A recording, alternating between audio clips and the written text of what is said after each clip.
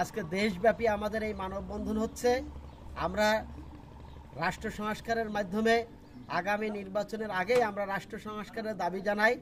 আমরা একটি রাষ্ট্র সংস্কারের মধ্য দিয়ে একটি গণতান্ত্রিক, অসাম্প্রদায়িক, মানবিক বাংলাদেশ বিনির্মাণের দাবিতে এই মানববন্ধন করছি। আমরা যারা এই ছাত্র বৈষম্যবিরোধী ছাত্র আন্দোলনে শহীদ হয়েছে সেই শহীদ পরিবারের আমরা পুনর্বাসন এবং ক্ষতিপূরণ দাবি করছি।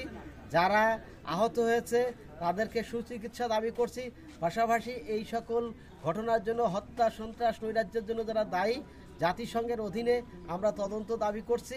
পাশাপাশি আজকে আমাদের দেশে যে ভয়াবহ বন্যা, সেই বন্যার্থদের পাশে দাঁড়ানো আহ্বান জানাই এবং আগামী দিনে একটা বৈষম্যহীন একটা বাংলাদেশ বিনির্মাণ করতে চাই। সেই কারণে তরুণ নেতৃত্ব বিকাশের জন্য ছাত্র সংসদের নির্বাচন দাবি করছি। পাশাপাশি আমাদের এই দেশ হবে ধর্ম যার যার, রাষ্ট্রসভার।